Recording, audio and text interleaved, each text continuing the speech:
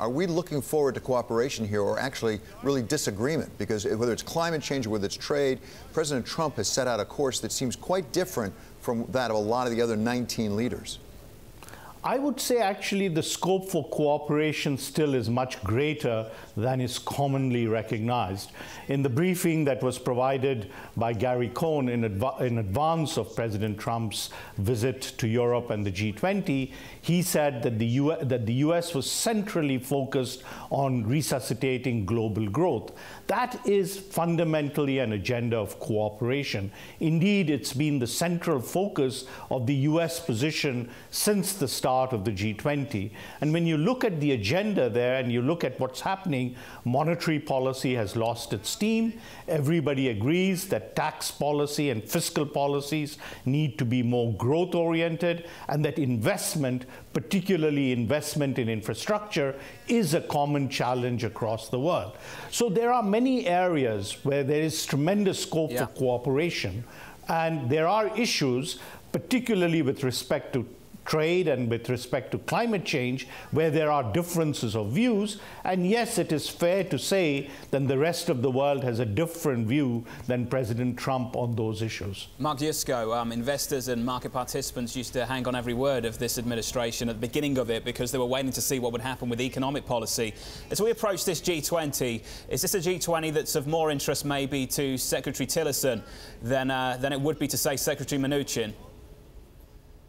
Well, I think it has the potential to go there, but I agree that the primary issue for everybody is global growth. Global growth is declining, and it looks to be set to decline more. And talk of things like trade war is just never a good idea. I've been tweeting about this, Jonathan. You know, 2 words: Smoot-Hawley. Tariffs and boundaries on trade have never been a good idea, and they've been very disastrous in some situations. So for this administration to go opposite to the primary goal of the other members of the G20, I think would be a big mistake at this point in time. You know, we were all excited about the Trump trifecta: decreased regulation, decreased taxes, and increased fiscal. Right now we have the no-fecta.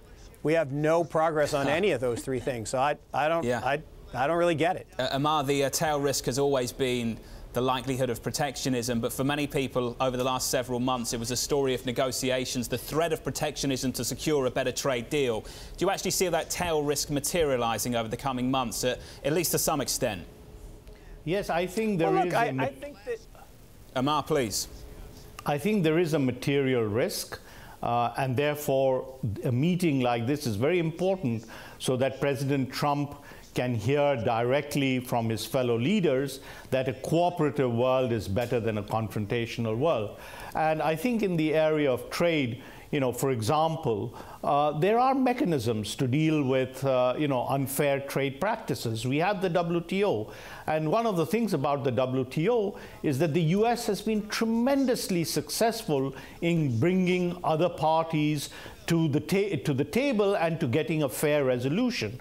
So the US has a very, very strong interest in the established trade system rather than upending it.